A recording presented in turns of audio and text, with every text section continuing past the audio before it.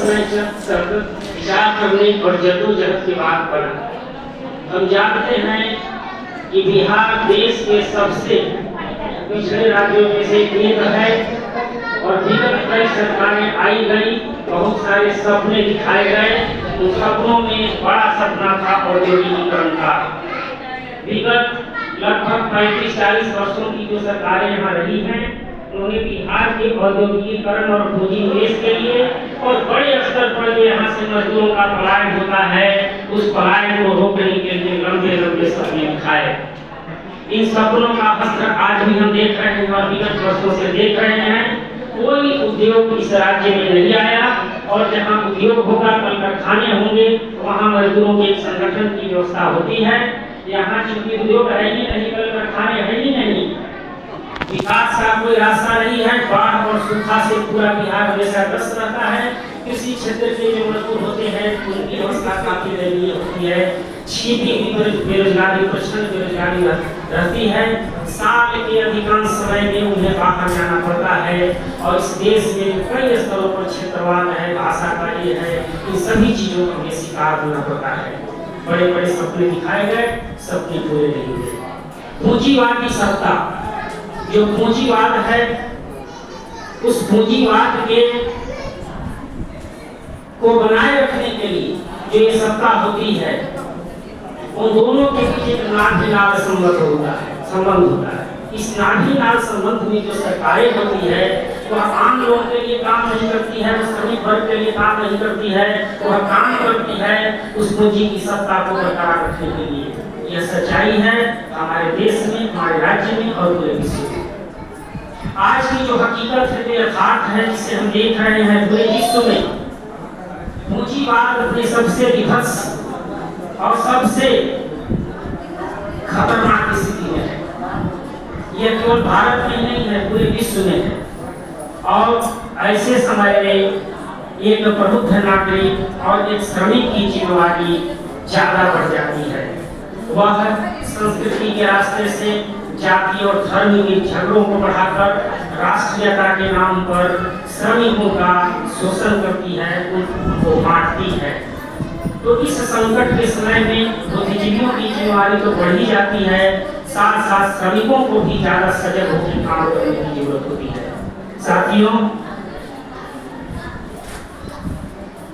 हम देख रहे हैं कि सदस्यों की संख्या दिनों प्रतिदिन बढ़ती ही गई है, लेकिन सक्रियता घटी है और बीच में कुछ पलायन भी बढ़ा है। तो हमें अंदर और बाहर की प्रतिगामी प्रतिक्रिया वाली शक्तियों का मुकाबला तो करना ही है, अंदर से भी मजबूत होना है। इसकी जरूरत है। जो समस्याएं हैं वो दिख रही है, उन समस्याओं से निपटने के लिए अंदर और बाहर दोनों से मजबूत होना है। अभी जो सत्ता है, यह सत्ता मजदूरों के संगठन को कमजोर करने के लिए जाति को भी बढ़ावा देती है और धर्म को। ये दोनों वास्तविक सच नहीं है, यथार्थ नहीं है और इसमें हम बढ़ जाते हैं और बढ़ करके जो सही रास्ता है उसे पकड़ते हैं। तो ऐसा नहीं होना है।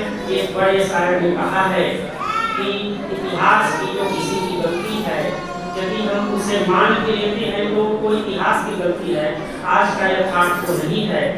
एक शायर ने कहा है कि जब क्यों चले ऐसे नाजुक वक्त में एहसास को मत छेड़ी, गर गलतियां बाबर की थी, जुअन का घर फिर क्यों जले।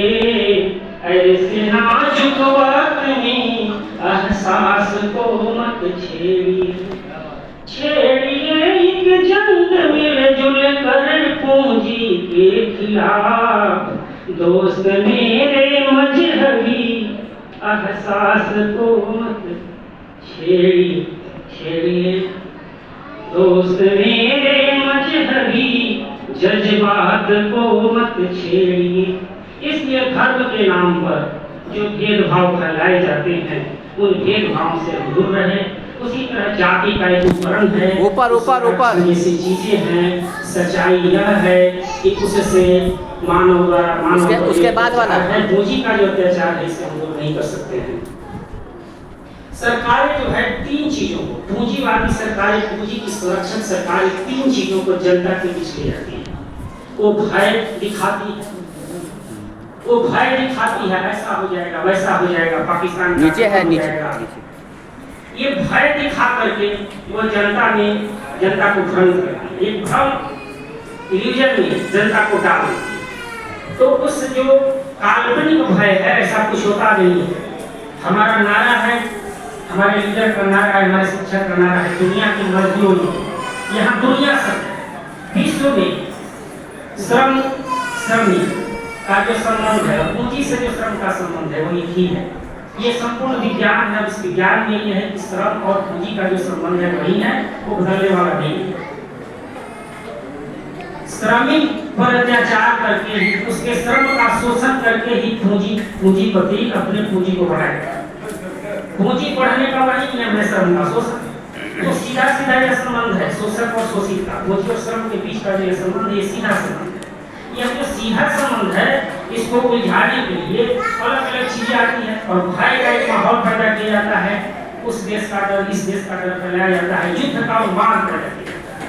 यह युद्ध जो है होते नहीं है, ये युद्ध कराए जाते हैं, उसके पीछे पूंजी की बड़ी साजिश होती है।